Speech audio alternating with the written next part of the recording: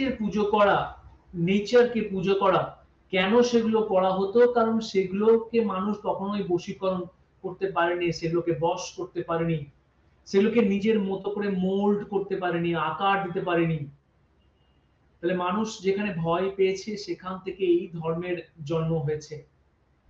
এইভাবে কিন্তু একটা ধর্ম জন্মগ্রহণ করছে মানুষের বিশ্বাসের মধ্যে দিয়ে, এবং তার সাথে আর কি জিনিস যুক্ত হয়, সেটা হচ্ছে কিন্তু কতগুলো, কি বললাম, প্র্যাকটিস, কতগুলো পরিচালন পরিকাঠামো। মানুষ কিন্তু ধর্মকে কি করে, প্রিচ করে, প্র্যাকটিস করে। এই যে আমরা দেখি যে যারা হিন্দু ধর্মের তারা দেখবে বাড়িতে সন্ধে দেয়, পূজা অর্চনা করে। যারা ইসলাম ধর্মের তারা দেখবে তারা দেখবে তোমার নামাজ পড়ে। তাহলে এগুলো কি? এগুলো হচ্ছে কিন্তু ধর্মীয় অ্যাক্টিভিটি, যেগুলোকে সে প্রিচ করছে, প্র্যাকটিস করছে, এবং এগুলোর মধ্যে দিয়েই কিন্তু ধর্ম নিজের অস্তিত্বকে টিকিয়ে রাখে, এবং ব্যক্তি কি করে, এই বোধ বা গুণগুলোকে একটা জেনারেশন থেকে আরেকটা জেনারেশনে ট্রান্সমিট করে। সন্তান ধর্মীয় আচার আচরণ, ধর্মীয় বিশ্বাস, ধর্মীয় আলোচনা, ধর্মক্ষেত্র বা সে কোন ধর্মের মানুষ, এই বোধটুকু সে কোথায় পেয়েছে? সে পেয়েছে তার পিতামাতার কাছ থেকে বা তার বয়োজ্যেষ্ঠদের কাছ থেকে। সে কি করবে? সে এই বৈশিষ্ট্য বা এই গুণগুলোকে পরের প্রজন্মের মধ্যে ট্রান্সমিট করবে, ছড়িয়ে দেবে। তাহলে এইভাবেই কি হচ্ছে, মূল্যবোধগুলো এক প্রজন্ম থেকে অন্য প্রজন্মে স্থানান্তরিত হয়। তাহলে ধর্ম কিন্তু তাই, ধর্ম কিন্তু মানুষ এক প্রজন্ম থেকে অন্য প্রজন্মে কি করে, অন্য প্রজন্মে স্থানান্তরিত করে। তাহলে এই যে এক প্রজন্ম থেকে অন্য প্রজন্মে স্থানান্তরিত হচ্ছে, এইভাবে কিন্তু ধর্ম নিজের অস্তিত্বকে টিকিয়ে রাখে। এবং এই যে প্রজন্মগতভাবে স্থানান্তরিত হচ্ছে, এর পেছনে ব্যক্তি কি করে, প্র্যাকটিস করে, প্রিচ করে। তার ধর্মীয় রীতিনীতি, আচার আচরণগুলোকে সে প্রতি মুহূর্তে প্রতিপালন করে থাকে। এবার আমরা দেখে নেব যে এই যে ধর্ম, সমাজতত্ত্বে যখন আমরা ধর্ম নিয়ে আলোচনা করব, তাহলে স্বাভাবিকভাবেই কিন্তু কতগুলো থিঙ্কারের পার্সপেক্টিভ আমরা দেখে নেব। বিভিন্ন তাত্ত্বিক কিভাবে ধর্মের আলোচনাকে তুলে ধরেছে, এটা কিন্তু আমরা বারবার করে এখানে আলোচনা বা দেখে নেওয়ার চেষ্টা করব। প্রথমে আমরা দেখে নেব এমিল দুর্খেইম। এমিল দুর্খেইম সেই সমাজতাত্ত্বিক যে সমাজতত্ত্বকে আগাস্ট কোতের পরে সব থেকে বেশি ফ্লারিশ করেছেন, এবং তার অবদান সব থেকে বেশি। ও সোশিওলজিকে ইনভেন্ট করেছেন, কিন্তু তাকে প্রকৃত রূপ দেওয়ার ক্ষেত্রে এমিল দুর্খেইমের কিন্তু প্রচুর অবদান রয়েছে। তাহলে এই যে এমিল দুর্খেইমের কথা বলছি এখানে, এমিল দুর্খেইমের সময়কাল দেখো 1858 থেকে 1917। কোন বই বা গ্রন্থে তিনি ধর্ম নিয়ে আলোচনা করছেন? The elementary forms of religious life.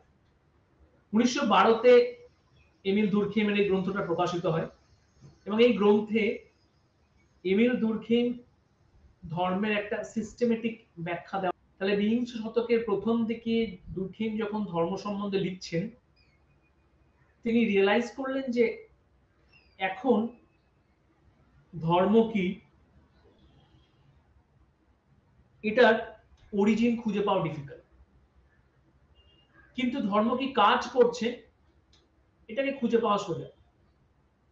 কেন বলছেন? তার কারণ হচ্ছে যে বিংশ শতকে প্রথম দিকে যখন এমিল দুর্খেইম ধর্মের কথা বলছে, তখন তিনি বলছেন যে ধর্ম, তিনি যে সময়ে যেখানকার ধর্ম, দুর্খেইম হচ্ছে ফ্রেঞ্চ সোশিওলজিস্ট, তিনি খ্রিস্টানিটির অ্যাসপেক্ট দেখানোর চেষ্টা করছেন যে সেই সময়ে খ্রিস্টান ধর্মের যে পরিকাঠামো, সেটা কিন্তু অনেক জটিল।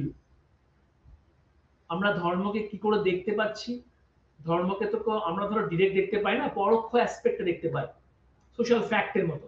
কিরকম? আমরা ধরো রাস্তায় যেতে একটা চার্চ দেখলাম, তাহলে চার্চ দেখলাম মানে বুঝলাম যে এটা একটা ধর্মীয় স্থান। কেন? কারণ সেখানে ধরো ধর্মের আচার আচরণ রীতিনীতিকে প্রিচ করা হয়, পালন করা হয়, এবং এখান থেকে ধর্মের ভ্যালুস গুলোকে ট্রান্সমিট করা হয় মানুষের মধ্যে। তাহলে এই যে কংক্রিট নেচার, ধর্মকে আমরা একটা কংক্রিট স্ট্রাকচারের মধ্যে যে খুঁজে পাচ্ছি, দুর্খেইম বলছে যে এই চিত্রকে কিন্তু আমরা বিংশ শতকে তার অরিজিন খুঁজে পাবো না। তাহলে তার অরিজিনকে যদি খুঁজতে হয়, তাহলে আমাকে কোথায় যেতে হবে? আমাদেরকে আলোচনা করতে হবে প্রিমিটিভ রিলিজিয়ন, প্রথম দিককার ধর্মীয় পরিকাঠামো। অর্থাৎ ধর্ম প্রথম দিকে কেমন ছিল, এবং সেই প্রথম দিকে ধর্ম কেমন ছিল সেটা জানার জন্যই কিন্তু ডুরখেইম ট্রোবারিয়ান দ্বীপপুঞ্জে টোটেমিজম নিয়ে আলোচনা করছেন। টোটেম উপজাতিদের যে ধর্ম, টোটেমিজম, ঠিক আছে, এই যে টোটেম কেন্দ্রিক যে রিলিজিয়াস ট্রোবারিয়ান দ্বীপপুঞ্জে যে সমস্ত উপজাতিরা ছিল, তারা তাদের যে ধর্মীয় রিফ্লেকশন টোটেমিজম, এইটাকে দুর্খেম দেখানোর চেষ্টা করছেন যে কিভাবে ধর্মের অরিজিন হচ্ছে আদিম সমাজে একদম প্রথম দিকে প্রিমিটিভ ফেজে কিভাবে ধর্ম গঠিত হচ্ছে এবং তার অ্যাক্টিভিটি, তার যে কাজ কিভাবে সময়ের পরিবর্তনের সাথে সাথে পরিবর্তিত হয়েছে। প্রথম দিকে দুর্খেমের যে ধর্মের আলোচনা টোটেমিজম, দেখো দুর্খেম বলছে যে টোটেম হচ্ছে এক ধরনের বিশ্বাস। কার প্রতি বিশ্বাস? দুর্খেম বলছেন যে ব্যক্তি বাদ দিয়ে সমাজের সমস্ত বিষয় মেটেরিয়াল, তাহলে অ্যানিমেট ইনঅ্যানিমেট, মানে যার মধ্যে ধরো সত্তা মানে জীবন আছে আর যার মধ্যে ধরো জীবন নেই, যে কোনো বিষয় কিন্তু তোমার টোটেম উঠে আসতে পারে এক্সেপ্ট হিউম্যান। মানুষ কিন্তু টোটেম হতে পারে না, কিন্তু জঙ্গলে যে কোনো পশু হতে পারে, ধরো বাঘ হতে পারে, ধরো হাঁস হতে পারে। তোমরা যদি দেখো যে সাঁওতাল উপজাতদের মধ্যে দেখবে একটা সারনেম আছে, হাঁসদা বলে সারনেম আছে, তাদের টোটেম হচ্ছে হাঁস, এবং সেই টোটেমের উপর বেস করে তাদের যে আইডেন্টিফিকেশন, তারা হচ্ছে তাদের সকলের সারনেম হচ্ছে হাঁসদা। তাহলে হাঁসদা সারনেমটা হচ্ছে তাদের identification based on their totemic representations. তাহলে দুর্খেম বলছেন যে এই যে টোটেম, অর্থাৎ যে বস্তু বা প্রাণী সত্তা হিউম্যানকে বাদ দিয়ে যাকে টোটেম হিসেবে ধরা হয়, দুর্খেম বলছেন যে তাকেই ধর্মের জায়গা দেওয়া হয়েছে। কেন? কারণ এরা কি করছে, এই জিনিসগুলো ব্যক্তির মধ্যে কালেকটিভ এক্সল্টেশনকে তৈরি করে, একটা উচ্ছ্বাসকে তৈরি করে, তাকে এক সূত্রে বেঁধে রাখে, ইউনিটি তৈরি করে। দুর্খেম কিভাবে প্রিমিটিভ সোসাইটিতে টোটেমিজমের কথা বলছে, কারণ দেখো প্রিমিটিভ সোসাইটিতে তো মানুষ ব্যান্ডার্স ছিল, এক জায়গা থেকে অন্য জায়গায় ঘুরে বেড়াতো। এবার দেখো মানুষ যখন এক জায়গা থেকে অন্য জায়গায় ব্যান্ডার্স এর মতো ঘুরে বেড়াচ্ছে, তারা ধরো ঘুরে বেড়াতে বেড়াতে হঠাৎ করে দেখছে কোনো জায়গায় একটা অন্য কোনো ব্যক্তির সাথে মিট হবে। তাহলে একা কোনো ব্যক্তি ঘুরছে বা কোনোটা গোষ্ঠী ধরো একা তারা তারা ঘুরছে, অন্য কোনোটা গোষ্ঠীর সাথে মিট হচ্ছে, বা একটা ব্যক্তি অন্য কোনো ব্যক্তির সাথে মিট হচ্ছে, এই মিট হওয়ার ফলে দেখা গেল তাদের মধ্যে একটা এনথুজিয়াজম তৈরি হয়েছে, একটা উৎফুল্ল, যে এত দূরে এরকম একটা জায়গাতে একটা মানুষের সাথে পরিচয়। এই যে উৎফুল্লনেস, এই যে এক্সল্টেশন তৈরি হচ্ছে, এই এক্সল্টেশনটা দেখছি কোথায়? ধর দেখা গেল কোন একটা বড় বৃক্ষের নিচে তারা বসে আছে, সেখানে আরো কিছু মানুষ এসে বসেছে, তাদের মধ্যে একটা আত্মিক বন্ধন তৈরি হয়েছে, একটা মেলামেশা, একটা সম্পর্কের বাঁধন তৈরি হলো। বা ধরো কোনো পাহাড়ের নিচে তারা বসে আছে, সেই পাহাড় যেখানে তারা বসে আছে সেই পাহাড়ে অন্য কোনো ব্যক্তির সাথে সাক্ষাৎ হয়ে গেল। এই যে পাহাড়ের সাথে অন্য কোনো ব্যক্তির সাক্ষাৎ হয়ে গেল, তখন কি করছে ব্যক্তি সেই পাহাড়টাকে টোটেম হিসাবে রিপ্রেজেন্ট করছে, বা সেই পার্টিকুলার গাছটাকে অ্যাজ এ টোটেম রিপ্রেজেন্ট করছে। কেন? কারণ সেই পাহাড় বা গাছ ব্যক্তির এনথুজিয়াজমের একটা বড় কজ। সেখানে আসলেই হয়তো আমার সমস্ত ব্যথা বেদনার অবসান ঘটবে, আমি আনন্দ পরিতৃপ্তি পাবো। তাহলে এইভাবেই সেই সমাজগুলোতে টোটেম ডেভেলপ করে, এবং এই টোটেমগুলোর কাজ কি ছিল? মানুষকে একটা নির্দিষ্ট বাঁধনে বেঁধে রাখা। এই টোটেমিজমে আলোচনা করতে গিয়ে দুর্খেম অনেকগুলো জিনিস আলোচনা করছেন, তার ধর্মের আলোচনাতে অনেকগুলো বিষয়ের উপরে তিনি গুরুত্ব দিচ্ছেন। তার মধ্যে একটা যেমন হচ্ছে রিপ্রেজেন্টেশন, কালেকটিভ রিপ্রেজেন্টেশন। কেন কালেকটিভিটির কথা দুর্খেম বলছেন? তার কারণ দেখো ব্যক্তি একা যখন থাকে, একা থাকার সময় ব্যক্তির যে জীবনশৈলী, সে কিন্তু ডিপ্রেস থাকে, সামাজিক পরিস্থিতি পরিকাঠামো সম্বন্ধে যথার্থ জ্ঞান বা নলেজ তার কাছে থাকে না, সে একাকিত্ব ফিল করে। কিন্তু যখনই সে গোষ্ঠীর মধ্যে থাকে বা কোনো ব্যক্তির সাথে সাক্ষাৎ হয়, তার মধ্যে কিন্তু একটা আন্তরিকতার মানসিকতা, একটা উই ফিলিংস, আমরা বোধ তৈরি হয়। সেই জন্যই তিনি বলছেন যে কালেক্টিভিটি এবং আদিম সমাজ কাঠামোয় মানুষ যেহেতু একই ধরনের কাজ এবং একই ধরনের ফিচার্স, একই ধরনের বৈশিষ্ট্য বা একই ধরনের অ্যাক্টিভিটির মধ্যে ইনভলভ ছিল, তাহলে রিপ্রেজেন্টেশন গুলো একই টাইপের হতো। সেটা বলছে কালেকটিভ রিপ্রেজেন্টেশন। অর্থাৎ আমরা সকলেই একই কাজ করি, আমাদের সকলের মধ্যে একই ফিলিংস কাজ করে, আমরা সকলে একই ভাবে গুণী, আমরা সকলের মধ্যে একই পরিচিতি রয়েছে। এই যে কালেকটিভ রিপ্রেজেন্টেশনস, এই কালেকটিভ রিপ্রেজেন্টেশনটা কিন্তু ধর্মের ক্ষেত্রে খুব গুরুত্বপূর্ণ। ধর্ম কিন্তু কখনোই একা বিরাজ করে না, ধর্ম সবসময় কালেকটিভিটির কথা বলে। ঠিক আছে, আমরা ধরো বাড়িতে ধরো প্রার্থনা করছি বা ধরো নামাজ পড়া, ঠিক আছে, প্রার্থনা বা নামাজ যখন পুজো হয়, ঠিক আছে, ধরো দুদিন কিছুদিন আগে শিবরাত্রি গেল, তাহলে শিবরাত্রি যে গেল, এই শিবরাত্রিতে তো কোনো একজন ব্যক্তি শিবরাত্রি করেনি যে আমার আমার বাড়িতে শিবরাত্রি হয়েছে আমি করবো, তা তো নয়। তাহলে শিবরাত্রি হচ্ছে কালেকটিভ রিপ্রেজেন্টেশন। তাহলে একটা সমাজের সমস্ত হিন্দু ধর্মের মানুষজন শিবরাত্রি করার জন্য অ্যাপ্লিকেবল। তাহলে শিবরাত্রি যারা পালন করেছে, দ্যাট ইজ এ রিপ্রেজেন্টেশন। তাহলে ধর্মকে রিপ্রেজেন্ট করা হচ্ছে, ব্যক্তি সবসময় যেটা রিপ্রেজেন্ট করে, যেটাকে বললাম যে ধর্ম মানেই হচ্ছে বিলিভ এন্ড প্র্যাকটিস। তাহলে ধর্ম এক্সিস্ট করে কি করে? Through practice. তাহলে এই যে প্রচুর সংখ্যক মানুষ যারা ধরো ধর্মীয় আচার আচরণ পালন করছে, এর মধ্যে দিয়ে কিন্তু ধর্ম চিরস্থায়ী হয়ে থাকে সমাজে, দীর্ঘ জেনারেশন আফটার জেনারেশন, একটা সভ্যতার পর একটা সভ্যতা ধরে কিন্তু নিজের অস্তিত্বকে বাঁচিয়ে রাখতে পেরেছে থ্রু প্র্যাকটিস। এবং যেহেতু অনেক মানুষ করে, দ্যাটস ওয়াই কালেক্টিভ। তাহলে ধর্ম কিন্তু টিকে আছে কেন? Because of the collective representations. তিনি আর কি বলছেন? ফাংশনাল থিওরি অফ রিলিজিয়ন, ধর্মের একটা ফাংশনাল অ্যাসপেক্ট রয়েছে। ফাংশনাল অ্যাসপেক্ট মানে হচ্ছে ধর্ম কি binds the society, it binds the group, it binds the community of a particular religion. তাহলে একটা নির্দিষ্ট ধর্মীয় গোষ্ঠীর প্রত্যেকটা মানুষকে কি করে সে বেঁধে রাখতে সহায়তা করে, সেটা বলছে ফাংশনাল থিওরি অফ রিলিজিয়ন। ধর্মকে কিভাবে বেঁধে রাখা হয়, ফাংশনাল থিওরি। কারণ দীর্ঘ সময় লাগে একটা ব্যক্তি ধর্মীয় পরিকাঠামোকে বেঁধে রাখতে, তাহলে ধর্ম ব্যক্তি কি করে? ব্যক্তিকে সমাজের প্রতি দায়বদ্ধ করে তোলে, ফাংশনাল থিওরি। আর কি? আর হচ্ছে স্যাক্রেড এন্ড প্রফেন এর কথা তিনি বলছেন, এসেনশিয়াল একটা ফ্যাক্টর। পরীক্ষাতে স্যাক্রেড এন্ড প্রফেন টোটেমিজমের উপরে কিন্তু প্রচুর টাইম কিন্তু কোশ্চেনস এসছে, এবং খুব ভালো করে দুর্খেমের the elementary forms of religions গ্রন্থটা ভালো করে রিলিজিয়নের অ্যাসপেক্টে পড়া উচিত। কারণ এখানে দুর্খেম দেখানোর চেষ্টা করছে যে কিভাবে মানুষ ধর্মকে তৈরি করে।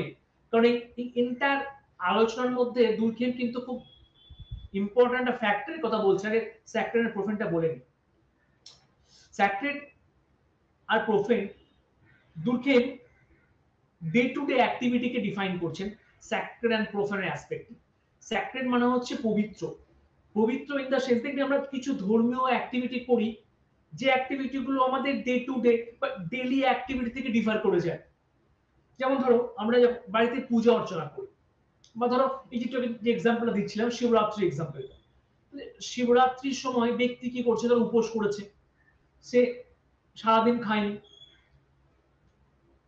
কিছু নির্দিষ্ট পুষ্প, ফ্রুটস, আরো কিছু উপঢৌকন নিয়েছে, দিয়ে মন্দিরে গেছে পুজো দিতে, কাঁচা জামা কাপড় পরেছে, সে ধরো দুধ মধু, এগুলো সব, এগুলো কি? এগুলো হচ্ছে কিন্তু ধর্মের স্যাক্রেডের এলিমেন্ট। অর্থাৎ আমরা কিন্তু প্রতিদিন কিন্তু ধরো শিবরাত্রি করছি না, বা প্রতিদিন ধরো ধরো স্পেসিফিক একটা নির্দিষ্ট জায়গার মধ্যে ফুল জিনিসপত্র নিয়ে আমরা প্রতিদিনই কোনো না কোনো ডেইলি অ্যাক্টিভিটি করি না। ধর্মের যে অ্যাক্টিভিটি, এই অ্যাক্টিভিটিকে আমরা ডেইলি অ্যাক্টিভিটি থেকে সেপারেট করে দিই। তাই ধর্মের অ্যাক্টিভিটিকে দুর্খেম কি বলছে? স্যাক্রেড। ধরো চার্চে তুমি যাও, বা ধরো মন্দিরে যাও, বা ধরো মসজিদে যাও, এগুলো সব স্যাক্রেড অ্যাক্টিভিটির মধ্যে। প্রার্থনা করো, একটা নির্দিষ্ট সময়ে প্রার্থনা করো, বা ধরো নামাজ পড়ো, নির্দিষ্ট সময়। This activities is clearly separated from the other day to day daily activities. তাহলে এইটাকে দুর্খেম বলছেন যে স্যাক্রেড।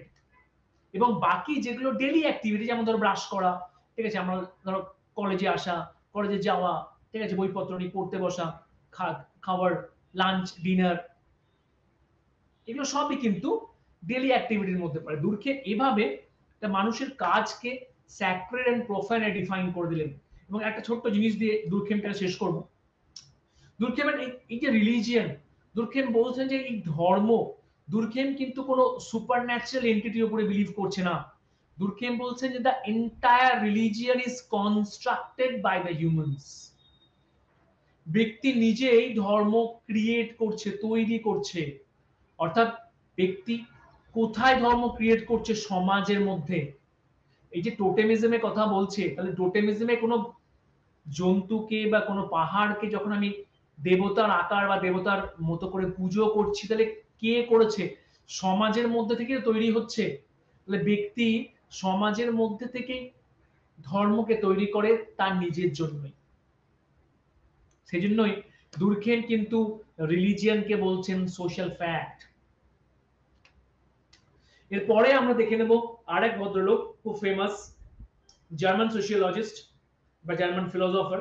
কার্ল মার্কসের ফিলোসফার বলাই ভালো, কারণ কার্ল মার্কসের যে dimension, that was enormous. Karl Marx কিন্তু ডিফারেন্ট ডাইমেনশন নিয়ে কথা বলেছে। So it's better to call him philosopher. Karl মার্কসের সময়কাল হচ্ছে 1818 থেকে 1883। কার্ল মার্কস কোথায় ধর্ম নিয়ে আলোচনা করছেন বা কোন গ্রন্থে বা কোন লেখাতে? Critic of Hegel's philosophy of rights. কবে? 1843 তে, 1843, 19th সেঞ্চুরিতে। 19th সেঞ্চুরিতে কার্ল মার্কস কিন্তু ধর্ম নিয়ে আলোচনা করছেন। এবং মার্কসের যে কোটেশনটা is very famous regarding religion, সেটা হচ্ছে কি, religion is the oppressed creature, the heart of a heartless world, the soul of soulless condition. It is the opium of the people. অর্থাৎ যদি বাংলা করি কি হবে? ধর্ম হলো শোষিতদের মর্ম যাতনা, হৃদয়হীন জগতের হৃদয়, আত্মহীন অবস্থার আত্মা, এবং শোষিত মানুষের কাছে ধর্ম হলো আফিম স্বরূপ। মার্কস বেসিক্যালি কিন্তু ধর্মের খুব ইতিবাচক একটা কথা বলেছেন তার কিন্তু নয়। খুব ভালো করে দেখলে দেখো, বলছে মার্কস ধর্মকে আফিমের মতো দেখাচ্ছেন।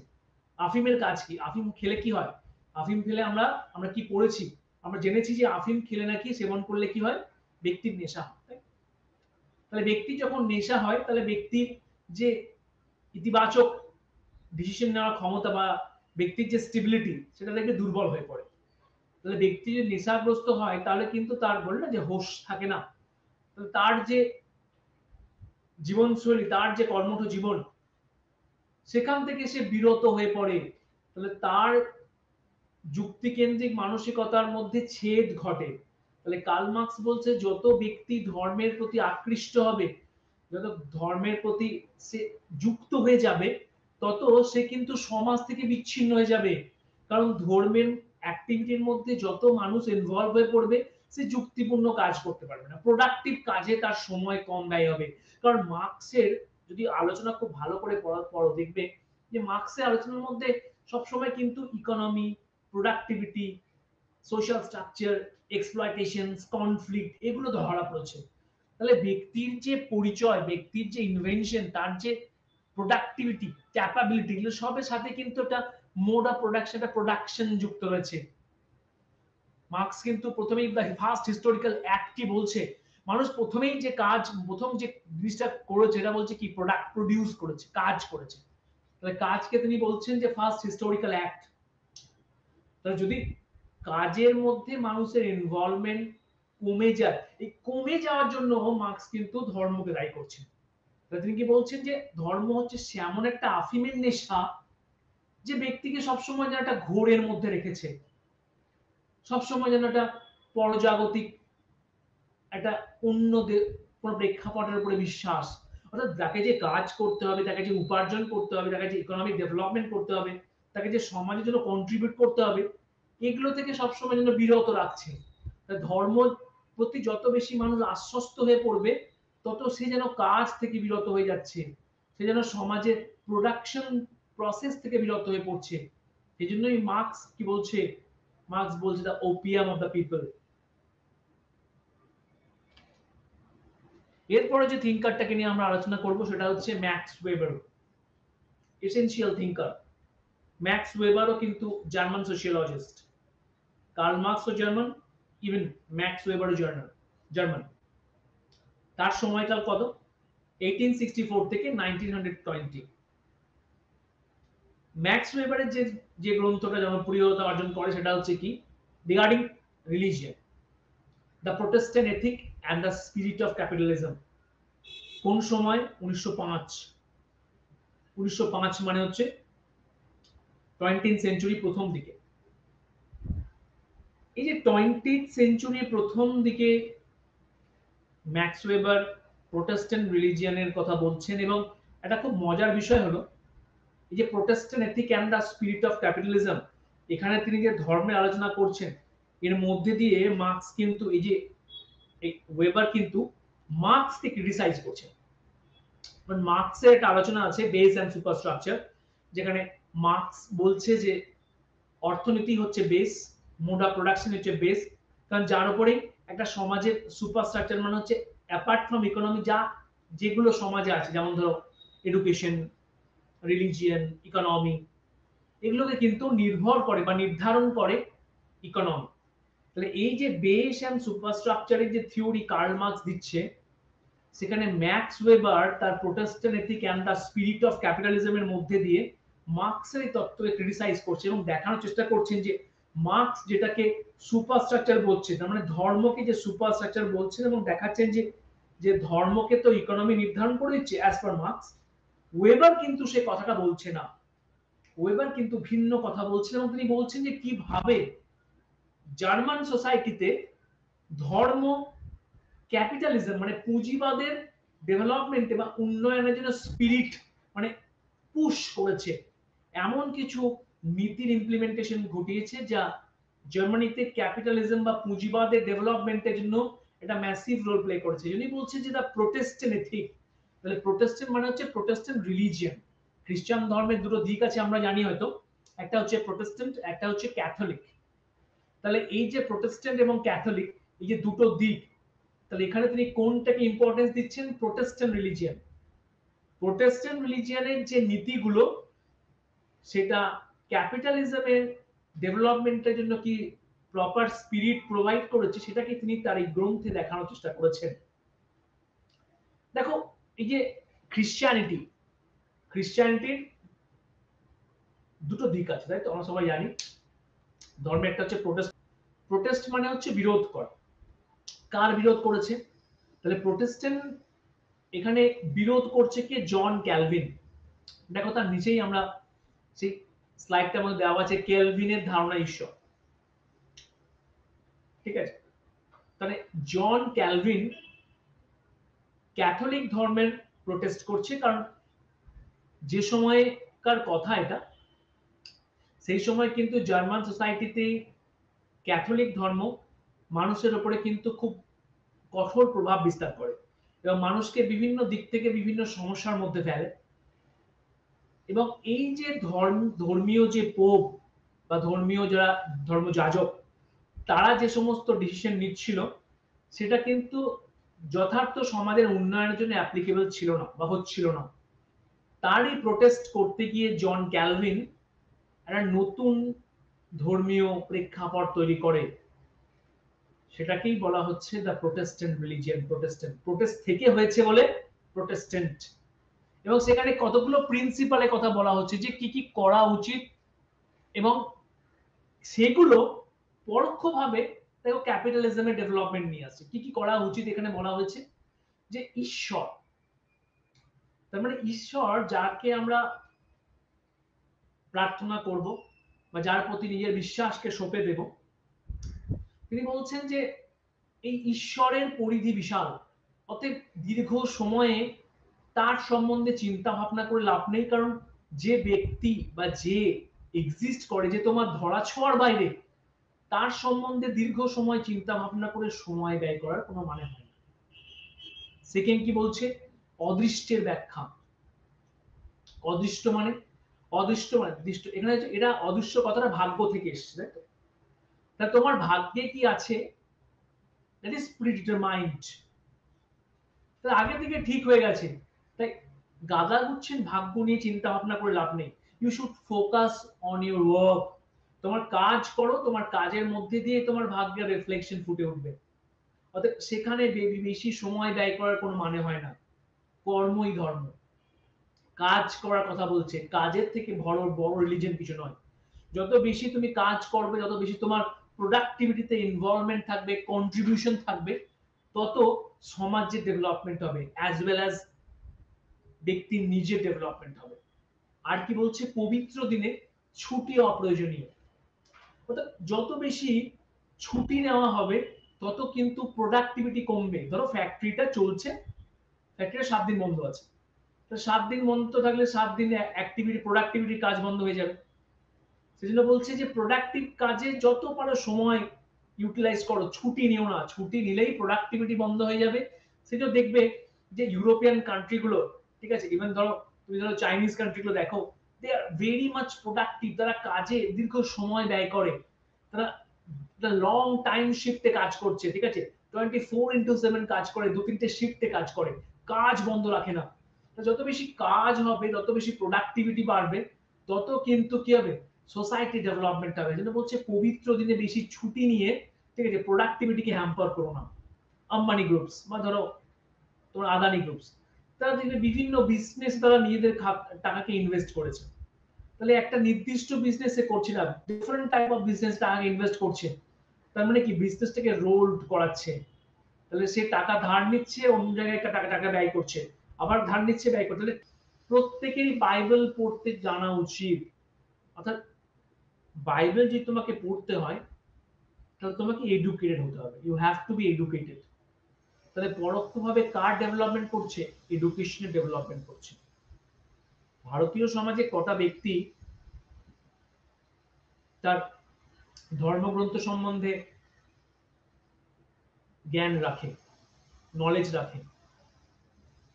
পশ্চিমী সমাজে they are very much aware of their religious dogmas, religious spirit, ideologies. এর মধ্যে দিয়ে তিনি কি বলছেন? পরোক্ষভাবে শিক্ষার ডেভেলপমেন্টের কথা। আর তারপরে সুখ ও আতিশয্যে নিষেধাজ্ঞা। অর্থাৎ বহুল জীবনযাপন করতে তিনি বারণ করছেন। জন ক্যালভিন বলছে বিলাসবহুল জীবনযাপন করা মানে হচ্ছে অত্যাধিক অর্থের ব্যয়, অত্যাধিক অপচয়। আমরা যদি গান্ধীজিকে দেখি, মহাত্মা গান্ধী কিন্তু বিলাসবহুল জীবনযাপনে অভ্যস্ত ছিল না, খুব সাদামাটা জীবনযাপন ছিল। তাহলে বিলাসবহুল জীবনযাপনে যত টাইম স্পেন্ড কম করব, তত সেই টাকাটা আমার রোলড হবে মার্কেটে। তাহলে আমি পরোক্ষভাবে কার প্রতি কন্ট্রিবিউশন দেখাচ্ছি? ঠিক সমাজের প্রতি কন্ট্রিবিউশন। অর্থাৎ সমাজের প্রতি আমাদের কিন্তু একটা বড় কন্ট্রিবিউশন রয়েছে, এবং ধর্ম কিন্তু একটা বড় কন্ট্রিবিউশন করে।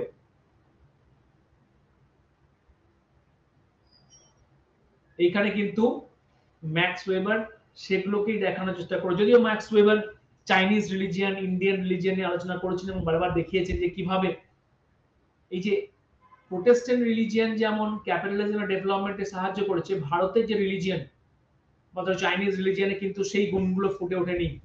তবে ভারতের ক্ষেত্রে তিনি দেখাচ্ছে যে ভারতে যে রিইনকার্নেশন থেকে যে মোক্ষ, ঠিক আছে, বা জাত ব্যবস্থা বা বর্ণ ব্যবস্থার যে রিজিডিটি আছে, এটা মানুষকে কিন্তু সেই স্পিরিটতে কাজ করতে বাধা দেয়।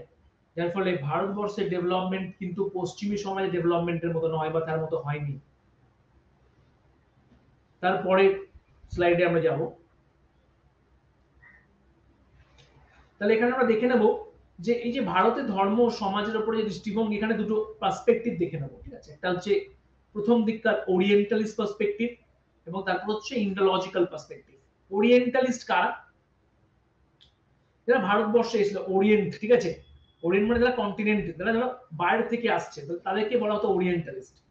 তাহলে ব্রিটিশ যখন ভারতে আসছে, তাদের লেখাপত্র বা তারা, যেমন ধরো এডওয়ার্ড সেড, ঠিক আছে, তারা কিভাবে ভারতীয় সমাজের নৃতাত্ত্বিক বা ধরো তোমার অ্যাডমিনিস্ট্রেটর, প্রশাসক যারা সেই সময় ভারতে এসেছিল, তাদের আলোচনায় ভারতীয় সমাজ বা ভারতীয় সমাজের ধর্মের চিত্র কিভাবে ফুটে উঠেছে, এইটা আমাদেরকে দেখতে হবে। কোথায় দেখতে পাবো?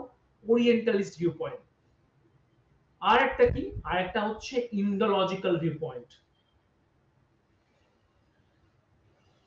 দেখো, ইন্ডোলজিক্যাল ভিউ পয়েন্ট মানে হচ্ছে to study Indian society and culture. দেখো, আমি একটু বলছিলাম, ওরিয়েন্টালিস্টরা দে ফোকাস অন কোন মেথডের উপর? দে ফোকাস অন সার্ভে মেথড। কিন্তু যখন আমরা কি দেখব, যখন আমরা দেখব ইন্ডোলজির কথা, ইন্ডোলজি কিন্তু not giving importance on survey. Indological আলোচনা হচ্ছে কি? ইন্ডোলজিক্যাল আলোচনা হচ্ছে সোসাইটি এবং ইন্ডিয়ান কালচার এন্ড সোসাইটি আলোচনা কার উপর ভিত্তিতে করবে? ইন্ডিয়ান কালচার এন্ড সোসাইটি আলোচনা করছে টেক্সটের ভিত্তিতে, টেক্সচুয়াল ভিউ পয়েন্টস। তাহলে সে টেক্সটের আলোচনা করছে, টেক্সটের আলোচনার মধ্যে দিয়ে যে ব্যাখ্যাকে তারা তুলে ধরার চেষ্টা করছে, দ্যাট ইজ কল্ড ইন্ডোলজি। এবং ব্রিটিশ সমসাময়িক প্রচুর ইন্ডোলজিস্ট কিন্তু ভারতীয় সমাজে নিজের বক্তব্য রাখে। তার মধ্যে ধরো তোমার স্যার উইলিয়াম জোনস, ঠিক আছে, তারপর ধরো ডব্লিউ.এইচ.আর. রিভার্স, এরা কিন্তু ভারতের প্রথম শ্রেণীর ইন্ডোলজিস্ট। পরবর্তীকালে যেমন ধরো ঘুরে, যেমন ধরো ডুমো, রাধাকমল মুখার্জি, এরা হচ্ছে পরবর্তী জেনারেশনের ইন্ডোলজিস্ট। এরা প্রত্যেকের মূল মোটো কি? মোটো হচ্ছে ভারতীয় সমাজ কাঠামোকে নিয়ে স্টাডি করা। এবং ভারতীয় সমাজের ধর্মকে যদি উপলব্ধি করতে হয়, you have to understand the Indian culture and society as well as the text written by the various peoples at the various time frame.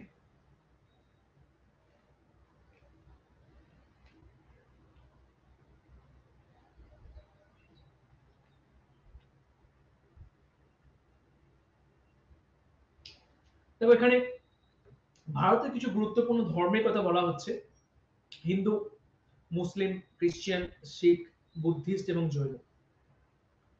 এবং তার সাথে কিন্তু কতগুলো স্ট্যাটিস্টিক্যাল ডেটা দেওয়া হয়েছে। তোমাদের ইগনু বইটা থেকে এটা ড্রিভেন করা হয়েছে, তোমরা বই ইগনু বইয়ের মধ্যে পেয়ে যাবে এগুলো সব।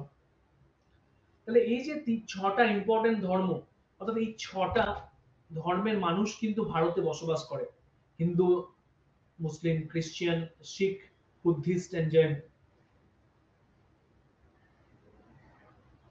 এই প্রত্যেকটা, দেখো, ধর্মীয় পরিকাঠামোর মধ্যে সব থেকে বেশি করে যদি দেখি, তাহলে সব থেকে বেশি সংখ্যক মানুষ হচ্ছে কারা ভারতে আছে? এরা হচ্ছে হিন্দু। হিন্দুদের সংখ্যা কিন্তু ভারতের সব থেকে বেশি। অ্যাকর্ডিংলি আছে মুসলিম, তারপরে খ্রিস্টান, শিখ, বুদ্ধিস্ট এন্ড জৈন।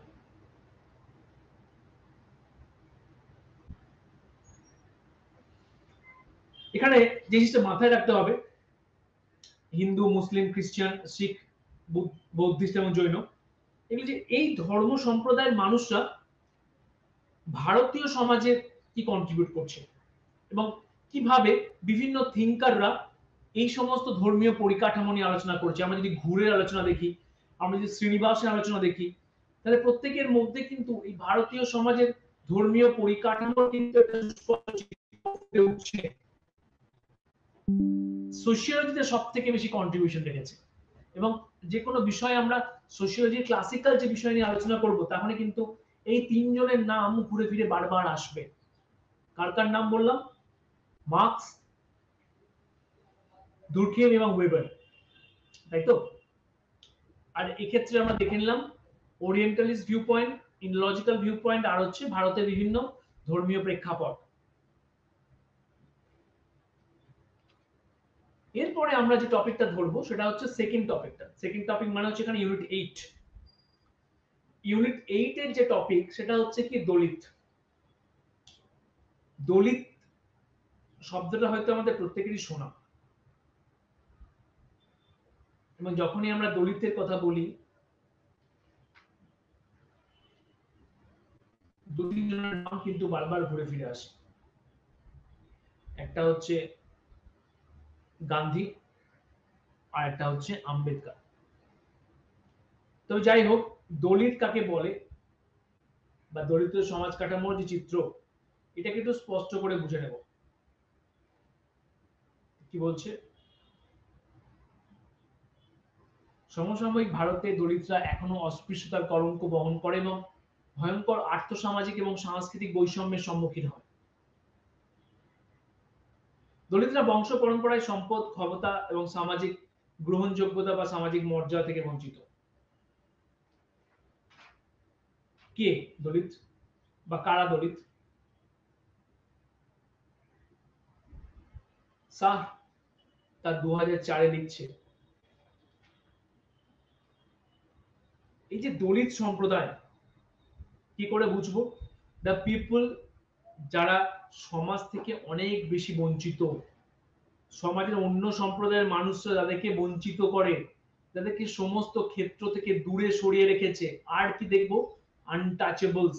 এই দলিতরা হচ্ছে অস্পৃশ্য, অর্থাৎ যাকে ছোঁয়া যাবে না। এই যে অস্পৃশ্যতার কথা বলছে, তাহলে এই যে অস্পৃশ্যতা মানে হচ্ছে তারা সমাজের সমস্ত দিক থেকে বঞ্চিত। তাহলে সামাজিক মর্যাদা, অর্থনৈতিক ক্ষেত্র, রাজনৈতিক ক্ষেত্র, সমস্ত দিকে দলিতরা হচ্ছে পিছিয়ে পড়া সম্প্রদায়, যাদেরকে সমাজের অন্য সম্প্রদায় ঘৃণা করে, অন্য সম্প্রদায়কে গুরুত্ব দেয় না, তাদেরকে অস্পৃশ্য করে রেখেছে। সরকার কিন্তু এই অস্পৃশ্যকে দূর করার জন্য মাল্টিপল ইনিশিয়েটিভ নিয়েছে। তার মধ্যে দেখো, খুব এসেনশিয়াল এক ব্যক্তির নাম আমি লিখেছি এখানে স্লাইডের মধ্যে, মোহনদাস করমচাঁদ গান্ধী বা মহাত্মা গান্ধী। এই যে মহাত্মা গান্ধী, এই মহাত্মা গান্ধী যখন দলিতদের নিয়ে আলোচনা করছেন, তিনি বলছেন যে দলিত হচ্ছে সমাজের পিছিয়ে পড়া সম্প্রদায়। তো অর্থাৎ যে বঞ্চনা, সুযোগ সুবিধা থেকে তারা যে পিছিয়ে পড়লো, তাদের জন্য কি করতে হবে? তাদের জন্য কিন্তু ইনিশিয়েটিভ নিতে হবে, এমন কিছু পদক্ষেপ গ্রহণ করতে হবে যে পদক্ষেপগুলো দলিত সম্প্রদায়ের মানুষকে সহযোগিতার হাত বাড়িয়ে দেবে এবং কি করবে, এবং এই দলিত সম্প্রদায়ের মানুষদের মধ্যে এই বোধ তৈরি করবে যে তারা কিভাবে শোষিত হচ্ছে এবং কাদের দ্বারা শোষিত হচ্ছে।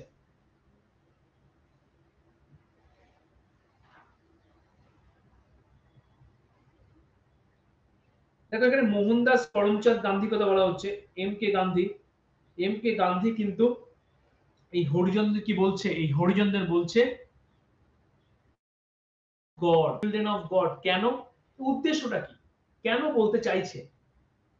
উদ্দেশ্য হচ্ছে যে যাতে দলিত সম্প্রদায়ের মানুষদের স্ট্যাটাসের আপব্রিঙ্গিং হয়, অর্থাৎ মর্যাদাগত দিক থেকে এসে যদি উচ্চ স্থানে পৌঁছে যায়, তাহলে সমাজের অন্য সম্প্রদায়ের মানুষ তাকে ছোট করবে না বা তাকে বিভিন্ন আর্থসামাজিক সাংস্কৃতিক ক্ষেত্র থেকে বঞ্চনার শিকার হতে হবে না।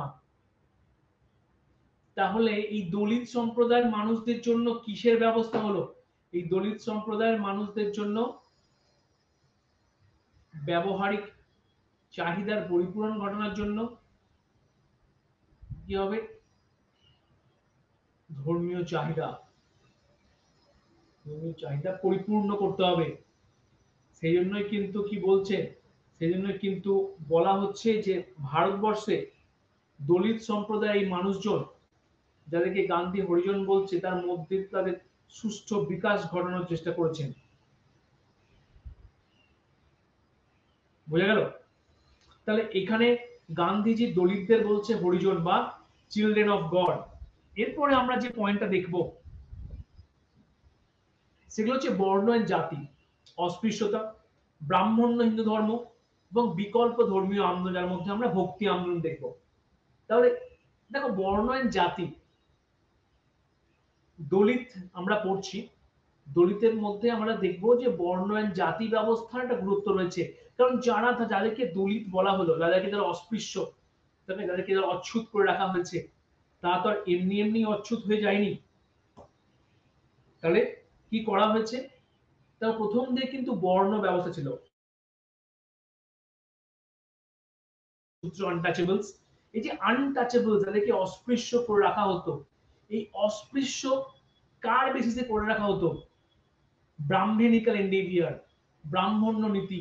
সেই সময় ব্রাহ্মণ কিন্তু জাত ব্যবস্থার বিকাশ করে, অর্থাৎ যেটার উপরে ভিত্তি করে মানুষকে এক অন্য মানুষ থেকে সেপারেট করে দেয়, বিচ্ছিন্ন। কেউ কারোর পেশা গ্রহণ করতে পারবে না, নিচু জাত উচ্চ জাতে বিবাহ করতে পারবে না। এই মধ্যে দিয়ে একটা লোয়ার ক্লাস পিপল তৈরি হলো, আনটাচেবল গ্রুপ তৈরি হয়ে গেল। এই যে আনটাচেবল গ্রুপ তৈরি হলো, এই আনটাচেবল গ্রুপের বিরুদ্ধে কিন্তু মাল্টিপল মুভমেন্ট কিন্তু হয়েছিল ভারতীয় সমাজে। তার মধ্যে কি কি? ভক্তি আন্দোলন। এবং আর কি দেখবো আমরা? দেখে নেবো যে সেই সময়ে আন্দোলনে সংস্কারমূলক ব্যক্তিত্ব, মানে কারা কারা ধরো ভারতীয় সমাজের ইতিবাচক সংস্কার চেয়েছিল। পন্ডিতা, ঠিক আছে, রামাবাই, তারাবাই স্নিধা। আরটা কি? তারাবাই সিনহা। আরটা হচ্ছে যে রামমোহন রয়। এরা হচ্ছে সেই সমস্ত ব্যক্তিত্ব যারা কিন্তু ভারতবর্ষের সমাজ সংস্কারের পক্ষে অবদান রাখে।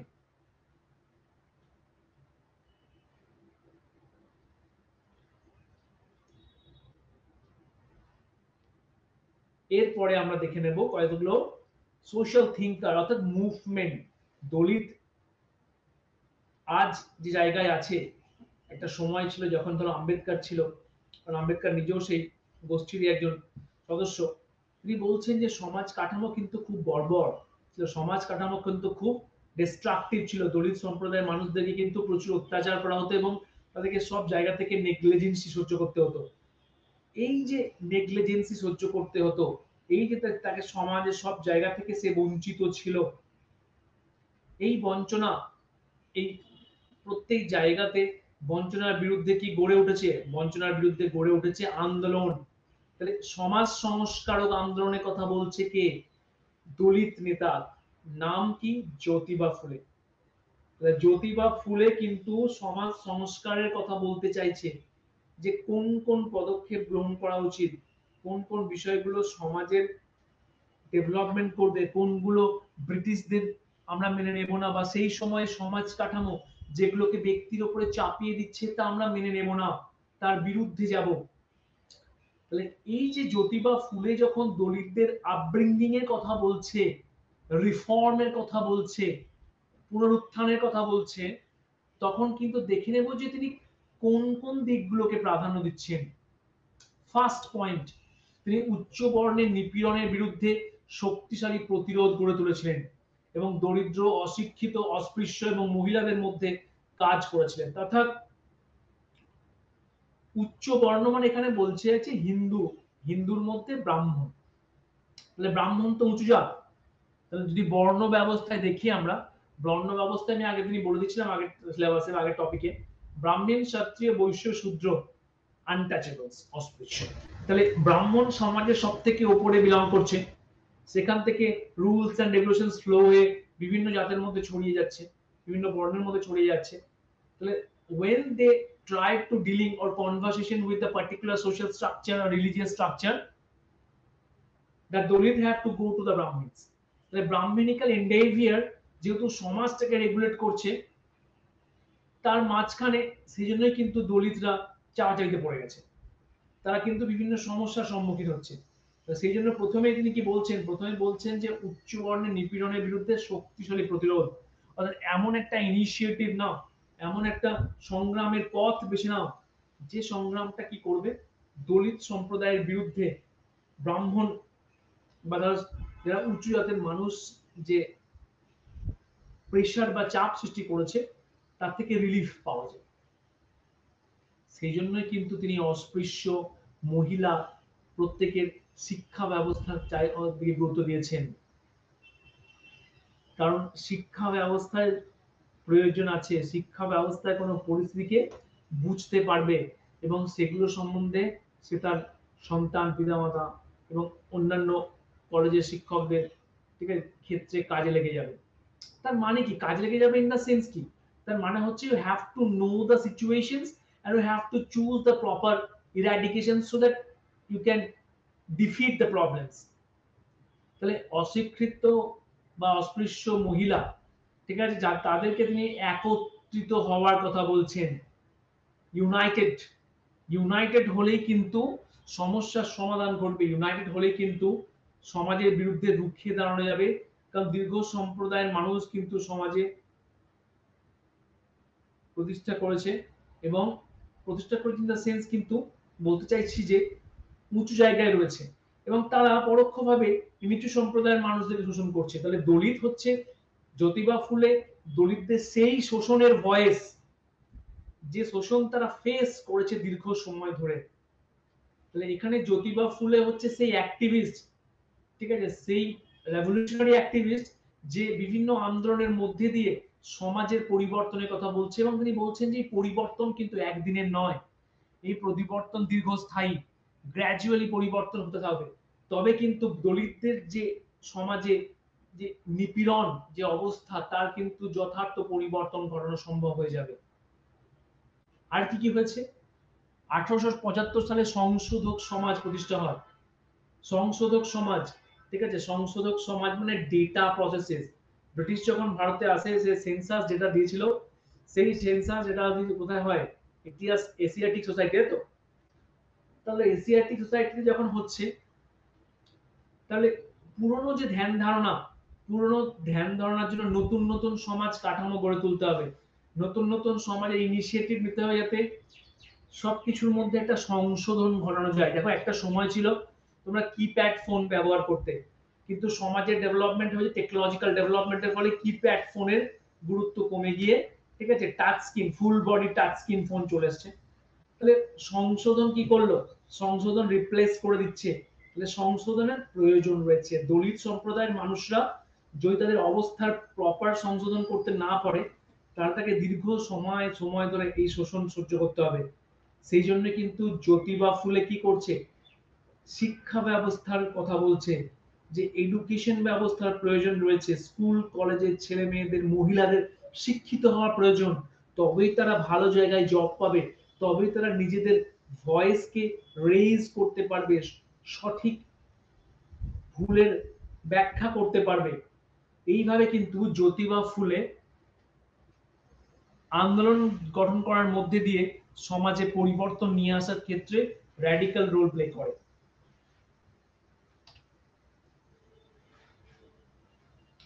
আর একটা আমরা কি দেখে নেব, আর এখানে দুটো ব্যক্তির নাম আমরা দেখে নেব। একটা হচ্ছে বি আর আম্বেদকর, আর একটা হচ্ছে পেরিয়ার।